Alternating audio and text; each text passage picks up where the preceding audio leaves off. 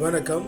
அன்பும் அமைதியும் அருளும் வலிமையும் வளமையும் வாழ்வும் நேர்மையும் உண்மையும் புகழும் உங்களுக்கு உண்டாயிருக்கும்படியாக வாழ்த்தி, ஆண்டவரும் மீட்பருமாயிருக்கிற தேவனுடைய திருப்பெயராலே இந்த வார ஞாயிறு சிந்தனைக்காக உங்களை அன்போடு அழைக்கிறேன். இந்த வார வாசகங்கள் ஊடாக நாம் ஆண்டவருடைய குணாதிசயங்களை கொண்டிருக்க வேண்டும் என்கிற காரியங்களை குறித்து தியானம் பண்ணுகிறோம். கத்தோலிக்க திருச்சபை நமக்கு இந்த வாரத்திலே ஒரு கடவுளின் பெருவிழாவை கொண்டாடுகிறது. கடவுள், இறைவன், ஆண்டவர், அவர் 3 பேராய் இருக்கிறார்கள். ஏக தமத்திருத்துவம் என்று சொல்லுவார்கள். என்னை பொறுத்தவரையில் ஆண்டவர் ஒருவராய் இருந்தால் என்ன, மூவராய் இருந்தால் என்ன, மற்றவர்கள் சொல்லுகிறது போல 30,000 பேராய் இருந்தால் நமக்கு என்ன? நமக்கு தேவையானது ஒன்றே ஒன்று. நாம் ஆராதிக்கிற நம்முடைய தேவனின் குணாதிசயங்களை நம்மில் கொண்டிருக்கிறோமா? உன்னுள் யார் இருக்கிறார் என்கிற காரியங்களை குறித்து நாம் தியானம் பண்ண வேண்டும். மூவொரு தேவன், மூவொரு இறைவன் என்று இந்த நாளிலே சபைகளுக்கிடையிலே விவாதங்கள் எழும்புகிறதை நாம் பார்க்கிறோம். நமக்கு அவையெல்லாம் தேவையில்லை. ஏனெனில் நாம் மெஞ்ஞான மார்க்கத்தின் வழியில் நடக்கிறோம் என்கிறதனை நாம் புரிந்து கொள்ள வேண்டும். நாம் இங்கே பால் உணவு உண்கிறதில்லை, திட உணவை, மேன்மையான உணவை உண்கிறதினாலே, ஆண்டவருடைய வார்த்தை என்னும் உணவை உண்கிறதினாலே நம்முடைய சிந்தனைகள் இந்த உலகத்திலே நடக்கிற விவாதங்களை காட்டிலும் மேன்மையானதாக இருக்க வேண்டும். அதனால் தான் மூவொரு கடவுளின் பெருவிழாவை கொண்டாடுகிற பொழுது இந்த மூவொரு கடவுளின் வழியாக வழங்கப்படுகிற எல்லா குணாதிசயங்களும் நமக்குள்ளே காணப்படுகிறதா, அதை நாம் எப்படி பெற்றுக்கொள்ள வேண்டும் என்கிற காரியங்களை குறித்து நாம் தியானம் பண்ண வேண்டும். முதல் வாசகத்தின் வழியாக பிதாவாகிய தேவன், இறைத்தன்மை உடைய தேவன், இறைவனாய் இருக்கிறவர், கடவுளாய் இருக்கிறவர் என்னென்ன இறைத்தன்மைகளை கொண்டிருந்தார் என்கிற காரியங்களை பார்க்கிறோம். 11 பாடல் வழியாக ஆண்டவர் எவ்வளவு போற்றுதற்குரியவராய் இருந்தார், நாம் எப்படி போற்றுதற்குரியவராய் மாற வேண்டும் என்கிற காரியத்தை தியானம் பண்ணுகிறோம். 2வது வாசகத்தின் வழியாக அன்பும் நட்புறவும் கொண்டவராய் தூய ஆவி வழிநடத்தினார் என்கிற காரியங்களை பார்க்கிறோம். ஆகவே நாம் அன்பும் நட்புறவும் உடையவர்களாய் காணப்பட வேண்டும் என்கிற காரியத்தை தியானம் பண்ணுகிறோம். நற்செய்தியின் வாயிலாக இயேசு கிறிஸ்து இந்த உலகத்திற்கு மீட்பளிக்கவே வந்தார். அதனாலே நாமும் மீட்பளிக்கிறவர்களாய் காணப்பட வேண்டும் என்கிற மூவொரு இறைவன், தந்தை, மகன், தூய ஆவியின் குணாதிசயங்களை நாம் கொண்டிருக்க வேண்டும் என்கிற காரியங்களை குறித்து நாம் தியானம் பண்ணுகிறோம். முதல் வாசகத்திலே நாம் கற்றுக்கொள்ளுகிற காரியம் என்ன? விடுதலை பயண நூலிலே மோசே நிகழ்வை நாம் பார்க்கிறோம். ஆண்டவரை மோசே காண செல்லுகிறார். போகிற பொழுது ஆண்டவரை அவர் சந்திக்கிறார். ஆண்டவர் தன்னை பற்றி, தன்னுடைய குணங்களை பற்றி, பழைய ஏற்பாட்டிலே மோசேக்கு வெளிப்படுத்தப்பட்ட யெகோவா தேவன் என்ன தன்மை உடையவராய் இருந்தார் என்கிற காரியத்தை ஆண்டவர் தனது வாயினாலே மோசேக்கு அறிக்கை பண்ணின ஒரு நிகழ்வை பார்க்கிறோம். ஆண்டவர் சொல்லுகிறார், இரக்கமும் பரிவும் உடையவன் நான், சினம் கொள்ள தயங்குகிறவன் நான், பேரன்புக்குரியவன் நான், நம்பிக்கைக்கு உரியவன் நான், இந்த வணங்கா கழுத்துள்ள ஜனங்களை வழிநடத்துகிற தேவன் நான், இவருடைய கொடுமைகளையும் பாவங்களையும் மன்னிக்கிற தேவன் நான் என்று ஆண்டவர் தன்னை மோசேக்கு அறிமுகப்படுத்துகிறதை அங்கே பார்க்கிறோம். மோசே முகம் குப்புற விழுந்து கிடந்தான், ஆண்டவரை பார்க்க துணியாமல். ஆனால் அவன் ஆண்டவரிடத்திலிருந்து இக்காரியங்களை அவன் பெற்றுக் கொள்ளுகிறான். அந்த ஆண்டவருடைய குணாதிசயம், ஆண்டவர் தன்னை பற்றி வெளிப்படுத்தின குணாதிசயம் நம்முள் இருக்கிறதா என்கிறதே இந்த நாளில் மூவொரு விழாவை கொண்டாடுகிற, மூவொரு ஆண்டவரின் விழாவை கொண்டாடுகிற நாளிலே நாம் நன்றாய் உணர்ந்து கொள்ள வேண்டும். நம்மிடத்திலே இரக்கம் இருக்கிறதா, பரிவு இருக்கிறதா, ஆண்டவர் மோசேக்கு இந்த காரியங்களை சொல்லுகிற பொழுது அவர் வழிநடத்தி சென்ற ஜனங்களின் குணாதிசயம் என்ன என்கிறதை நாம் இங்கே நன்றாய் அறிந்து கொள்ளக்கூடும். அங்கே அவர் இரக்கமும் பரிவுமிக்கவராய் காணப்பட்டார். அவர் சினம் கொள்ள தாமதிக்கிறவராய் இருந்தார். அப்படி என்று சொன்னால் அவர்கள் சினம் மூட்டிக் கொண்டிருந்தார்கள். இரக்கப்படுகிறதற்கு அவர்கள் கொடுமையான பாவங்களை செய்து கொண்டிருந்தார்கள்.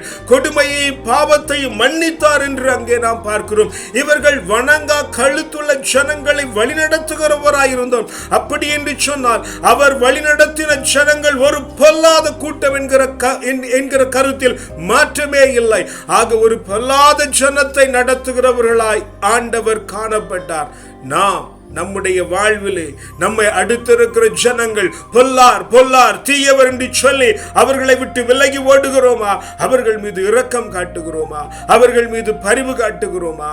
அவர்களை ஆண்டவர் நடத்துகிறது போல நாம் நடத்துகிறோமா? அவர்களை விடுங்கள். நாம் எப்படி நடத்துகிறோம்? ஆண்டவருடைய காரியங்களில் நாம் சரியாய் நடந்து கொள்ளாத வேளைகளில் நம்மை நாம் இப்படி நடத்திக் கொள்ளுகிறோம். இரக்கமும் பரிவும் காட்டுகிறோமா? நம்மீது நாம் சினம் கொள்ள தயங்குகிறோமா? பேரன்போடு நம்மை நடத்துகிறோமா? நம்பிக்கைக்குரியவனாய் நம்மை நடத்துகிறோமா?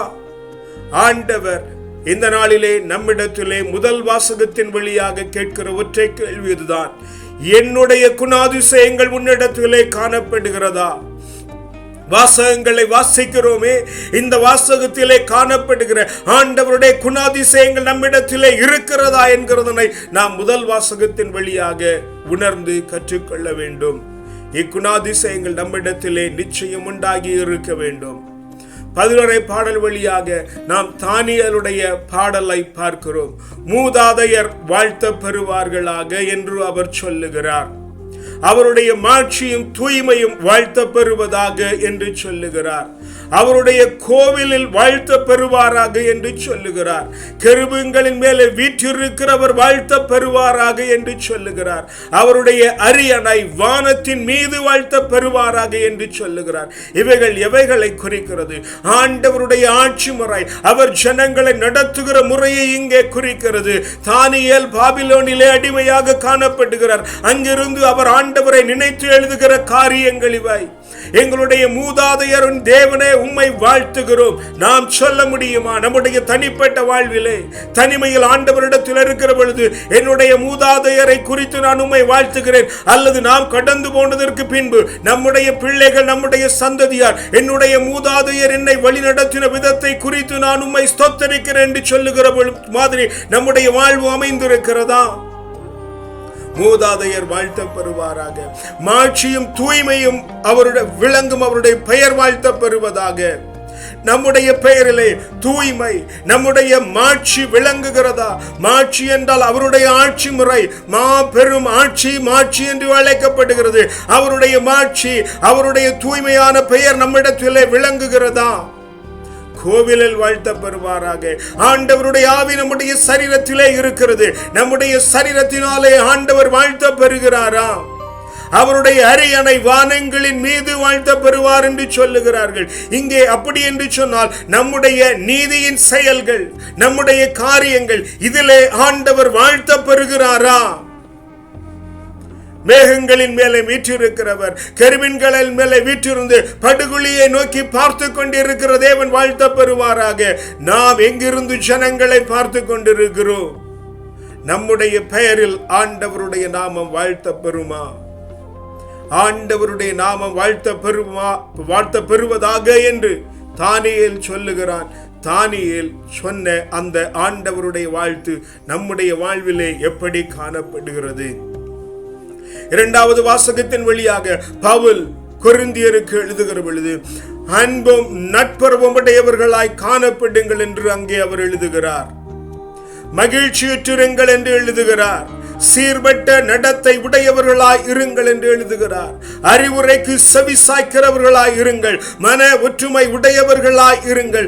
அன்பு நிறை வாழ்வுடையவர்களாய் இருங்கள். தூய முத்தமிட்டு ஒருவரை ஒருவர் வாழ்த்துகிறவராய் உங்களுடைய வாழ்வு காணப்பட வேண்டும் என்று பவுல் அங்கே எழுதுகிறார். நம்முடைய வாழ்விலே காரியங்கள் எப்படி நடந்து கொண்டிருக்கிறது? நம்முடைய வாழ்வு மகிழ்ச்சி உடையதாய் இருக்கிறதா?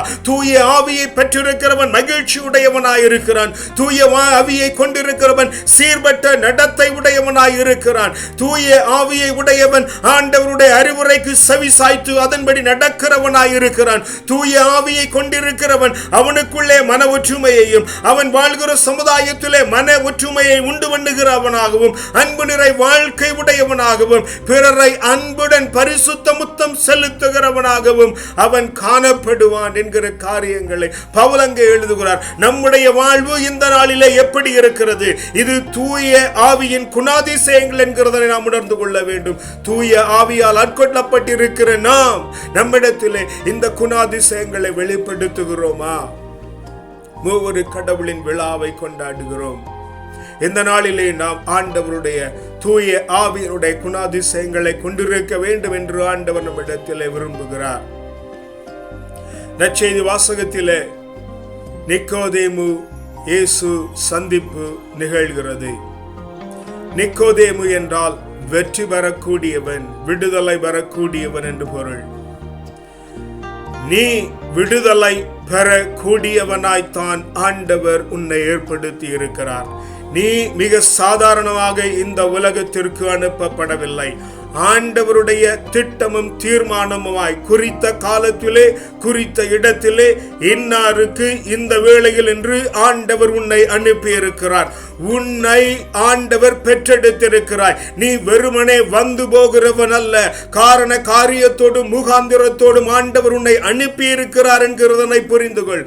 மூவொரு தேவன், சகல நேர்த்தியின் தேவன் உன்னை அனுப்பி இருக்கிறார். எதற்காக உன்னை அனுப்பி இருக்கிறார்? ஆண்டவரை குறித்து ஆண்டவர் சொல்லுகிற பொழுது, நான் தீர்ப்பளிக்க அல்ல மீட்பளிக்கவே வந்தேன் என்று சொல்லுகிறார். என் மேலே நம்பிக்கை கொள்ளுகிறவர்கள் நிலையான வாழ்வை பெறும் பொருட்டு தன்னுடைய வாழ்வை கொடுக்கிறதற்காய் வந்தவர் என்று ஆண்டவர் தன்னை பற்றி அறிக்கை பண்ணுகிறதை பார்க்கிறோம். நம்முடைய வாழ்வு எங்கனம் இருக்கிறது? நிக்கோதேயு விடுதலை பெறக்கூடிய ஒருவன். நீ விடுதலை பெறக்கூடியவன். நீ யாரையும் தீர்ப்பளிக்க முடியாது. நீ யாரையும் தீர்ப்பளிக்கிறதற்காக அனுப்பப்படவில்லை. நீ தீர்ப்பளிக்கிற பொழுதெல்லாம், நீ தீர்ப்பிடுகிற பொழுதெல்லாம் நீ அவர்களை நெறிப்படுத்துகிறாய் என்கிற காரியத்தை புரிந்து கொள்ள வேண்டும். நீ தீர்ப்பளிக்கிற பொழுது அவர்களை நேர்வழிப்படுத்துகிற எண்ணத்தோடு அல்லாமல் வேறு எதற்காகவும் நீ இங்கே தீர்ப்பிடுகிறதில்லை. நீ குற்றம் உள்ளவன் என்று சொல்லுகிற பொழுதெல்லாம் அவன் குற்றத்திலிருந்து தப்பிக்கிறதற்கான வழி சொல்லியே ஆக வேண்டும். உன்மேலே அவர்கள் நம்பிக்கை கொள்ள வேண்டும். நீ அவர்களை பார்த்து தீர்ப்பிடுகிறாய். நீ அவர்களை பார்த்து தீர்ப்பிடுகிற பொழுது, நீ சரியில்லை என்று அவர்களை பார்த்து நீ தீர்ப்பிடுகிற பொழுது, அவர்கள் உன்னிடத்திலே திரும்ப வந்து நான் என்ன செய்ய வேண்டும் என்கிற கேட்கிற நிலைமைக்கு உன்னுடைய வாழ்வு இருக்க வேண்டும். ஏனெனில் நீ அவர்களுக்கு மீட்பளிப்பதற்காகவே ஆண்டவர் உன்னை அனுப்பி இருக்கிறார். ஆண்டவரால் நீ அனுப்பப்பட்டிருக்கிறார். இயேசு அனுப்பப்பட்டது போலவே நீயும் அனுப்பப்பட்டிருக்கிறாய். அதை இந்நாள் வரையில் நீயும் நானும் உணரவில்லை என்றால் அது நம்முடைய குற்றமாயிற்று, அல்லாதபடிக்கு ஆண்டவருடைய குற்றம் அல்ல. மூவொரு கடவுளின் விழாவை கொண்டாடுகிற பொழுது அந்த கடவுளின் தன்மைகள் நமக்கு இருக்கிறதா என்கிறதனை நாம் நன்றாய் உணர்ந்து அறிய வேண்டும். மீட்பளிக்கிறதற்காக தன்னுடைய உயிரை அவர் கொடுத்தார். உன்னிடத்திலிருந்து நீ எதை கொடுத்திருக்கிறாய்? இந்த நாளிலே உன்னை அடுத்திருக்கிற ஜனங்கள் மீட்படையும்படியாக. உலகத்தில் இருக்கிறவனுக்கு மீட்பளிக்கிறது இரண்டாம் பட்சம். உனக்கு முதலாவது நீ மீட்பளிக்க வேண்டும். உன்னை நேசித்து நீ ஆண்டவருடைய பிள்ளை என்கிறதனை உணர்ந்து உனக்கு அனுப்பப்பட்டிருக்கிற உன்னிடத்திலே தரப்பட்டிருக்கிற வாழ்க்கை துணை சந்ததி, உன்னோடு கூட பிறந்தவன், உன்னை பெற்றவன், உன்னை அடுத்திருக்கிற எல்லா ஜனங்களுக்கு முதலாவது நீ மீட்பனாய் மாறி இருக்க வேண்டும். அவர்களுக்காக உன்னை கொடுக்கிறவனாய், அவருடைய நலன்களுக்காக உன்னை கொடுக்கிறவனாய் நீ மாற வேண்டும். அப்பொழுதுதான் நீ கிறிஸ்துவை போல மாறுகிறாய். இவர்களை தாண்டித்தான் நீ உன்னுடைய சமுதாயத்திற்கும் உன்னுடைய உலகத்திற்குமே அல்லாதபடிக்கு மனைவி கணவரையும் பிள்ளைகளையும் தள்ளிவிட்டு நீ ஆண்டவருக்கு ஊழியம் செய்ய முடியாது. ஆண்டவரிடத்திலே நம்பிக்கை கொண்டவனாய் நீ இருக்க வேண்டும் என்று சொன்னால் தேவனை போல வாழ்ந்திருக்க வேண்டும். மூவொரு ஆண்டவருடைய விழாவை கொண்டாடுகிற இந்த நாளிலே நாம் ஆண்டவரின் குணாதிசயங்களை கொண்டிருக்க வேண்டும் என்று ஆண்டவர் நமக்கு மீண்டும் உறுத்துகிறதை பார்க்கிறோம். மீண்டும் ஒரு தடவை சொல்லித்தர விரும்புகிறேன். ஆண்டவரை போல இரக்கமுடையவர்களாய் பரிவுடையவர்களாய் காணப்பட வேண்டும். ஆண்டவரை போல சினம் கொள்ள தயங்குகிறவர்களாய் காணப்பட வேண்டும். ஆண்டவரை போல பேரன்புக்குரியவர்களாய் காணப்பட வேண்டும். ஆண்டவரை போல நம்பிக்கைக்குரியவர்களாய் காணப்பட வேண்டும். ஆண்டவரை போல வணங்கா கழுத்திருக்கிற ஜனங்களை நடத்துகிறவர்களாய் நாம் காணப்பட வேண்டும். சகல ஜனங்களின் கொடுமைகளையும் பாவங்களையும் மன்னிக்கிறவர்களாய் நாம் காணப்பட வேண்டும். நம்முடைய வாழ்வும் நம்முடைய மூதாதையருடைய வாழ்வும் நம்முடைய மாட்சியும் நம்முடைய தூய்மையும் நம்முடைய கோயிலும் நம்முடைய அரியணையும் நம்முடைய கெருபீன்களும் ஆண்டவருக்கு வாழ்த்து சொல்லுகிறதாய் இருக்க வேண்டும். மகிழ்வுற்று இருக்க வேண்டும். ஒற்றுமையான மனதோடு இருக்க வேண்டும். நிறை உண்மையோடு நடக்க வேண்டும். மேன்மை தங்கிற வாழ்வு வாழ வேண்டும். சீர்பட்ட நடத்தை உடையவர்களாய் நாம் காணப்பட வேண்டும். விவேகம் உள்ளவர்களாய் நாம் இருக்க வேண்டும். விடுதலையை அறிவிக்கிறவர்களாய் நாம் காணப்பட வேண்டும். தீர்ப்பளிக்கிறவனாய் மட்டுமல்ல, விடுதலையை அளிக்கிறவனாய், மீட்பை அளிக்கிறவனாய், அந்த மீட்புக்காக நம்முடைய உயிரையே நாம் கொடுக்கிறவர்களாய் காணப்பட வேண்டும். இப்படிப்பட்ட வாழ்வு வாழும்படியாகத்தான் ஆண்டவர் நம்மை அழைத்திருக்கிறார். இதை நாம் செய்ய வேண்டும் என்று சொன்னால் ஆண்டவரிடத்திலே தனித்திருக்க வேண்டும். யாரிடத்திலும் கூட இல்லை. ஆண்டவரிடத்திலே நீ தனித்திருக்க வேண்டும். ஆண்டவரிடத்திலே நீ தனித்திருக்கிற பொழுது, ஆவியிலே நீ தனித்திருக்கிற பொழுது, ஆண்டவர் எம் மாதிரியான காரியங்களை உன்னை செய்ய உணர்த்துகிறாரோ அந்த காரியங்களை நீ செய்து முடிக்கிற பொழுதெல்லாம் நீ ஆண்டவனாக மாறிக்கொண்டிருக்கிறாய். மூவரு கடவுளின் விழாவை கொண்டாடுகிற இந்த நாளிலே ஆண்டவரை போல மாற வேண்டும். தந்தையை போல மாற வேண்டும். தூய ஆவியை போல மாற வேண்டும். இயேசு கிறிஸ்துவை போல மாற வேண்டும். அதனால் தான் இங்கே மூவரு ஆண்டவரின் விழாவை கொண்டாடுகிறோமே அல்லாதபடிக்கு எங்களுடைய சித்தாந்தங்களே உயர்ந்த சித்தாந்தங்கள் என்று சகல ஜனங்களோடும் வாதிடுகிறதற்காக நாம் திருவிழாக்களை கொண்டாடுகிறதில்லை. ஒவ்வொரு திருவிழாக்களிலும் நம்முடைய வாழ்வு மாற வேண்டும். ஒவ்வொரு திருப்பலியிலும் நம்முடைய வாழ்வு மாற வேண்டும். நம்முடைய வாழ்வு மாற வேண்டும் என்பதற்காகத்தான் நமக்கு வாசகங்கள் தரப்படுகிறது. நம்முடைய வாழ்வு மேம்பட வேண்டும் என்பதற்காகத்தான் வாசகங்கள் தரப்படுகிறது. வாசகங்களை வாசிக்கிற பொழுதெல்லாம், வாசகங்களை தியானிக்கிற பொழுதெல்லாம், வாசகத்திலே வாசித்த காரியங்களை குறித்து இதிலே நான் என்ன செய்ய வேண்டும் என்று ஆண்டவரே என்று அவரிடத்திலே கேட்கிற பொழுதெல்லாம் ஆண்டவர் நமக்கு விடுதலையை தருகிறார். அவர் நமக்கு மீட்பை தருகிறார். நம்மை கடவுளின் ஸ்தானத்திற்கு உயர்த்துகிறார் என்கிற காரியங்களை நாம் உணர்ந்து கொள்ள வேண்டும். ஜெபிக்கலாமா? அப்பா பிதாவே, நல்ல நாளுக்கும் மேன்மை தங்கின வார்த்தைகளுக்குமாய் உமக்கு நன்றி சொல்லுகிறோம் ஆண்டவரே. வாசித்த வாசகத்தின்படி வாழ கிருபை பண்ணுங்க ஆண்டவரே. இங்கே கொடுக்கப்பட்டிருக்கிற காரியங்கள் ஆண்டவரே எங்களுடைய வாழ்விலே எவ்வளவு சாத்தியப்பட்டு இருக்கிறது என்கிறத நீ நன்றாய் உணர்கிறீர் ஆண்டவரே. அப்பா, எங்களுடைய வாழ்க்கையில நாங்கள் இன்னும் அதிகமாய் அந்த காரியங்களை செயல்படுத்தும் ஆண்டவரே. முற்றிலும் உம்மை போல மாறு ஆண்டவரே. முற்றிலும் தந்தையை போல மாறு ஆண்டவரே. முற்றிலும் தூய ஆவியை போல மாறு ஆண்டவரே. முற்றிலும் இயேசு கிறிஸ்துவை போல மாறு ஆண்டவரே. எங்களுடைய வாழ்வின் மூலமாய் ஆண்டவரே உம்முடைய மேன்மை உயர்த்தப்படும்படியாய், உம்முடைய நாமம் உயர்த்தப்படும்படியாய் எங்களுடைய வாழ்வு முழுவதையும் மாற்றுவீராக ஆண்டவரே. எங்களுடைய எல்லா இயலாமைகளும் எங்களுடைய எல்லா தோல்விகளும் ஆண்டவரே உமக்கு முன்பாய் இருக்கிறது ஆண்டவரே.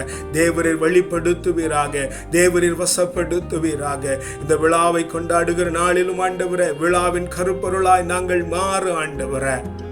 எங்களுக்குள் இந்த ஆண்டவருடைய குணாதிசயங்கள் காணப்பட்டு எங்களுக்குள்ளே இந்த மூவொரு தேவனுடைய குணாதிசயங்கள் இருக்கிறதா என்கிறதை உணர்ந்து ஆண்டவரே, உனக்குள் இருக்கிற ஆண்டவரை கண்டுகொள்ள, எங்களுக்குள் இருக்கிற ஆண்டவரை கண்டுகொள்ள தேவரை கிருபை பண்ணுவீராகப்பா.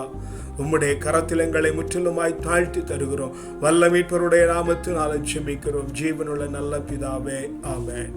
கர்த்தர் உங்களை ஆசீர்வதிப்பாராக. சமாதானம்.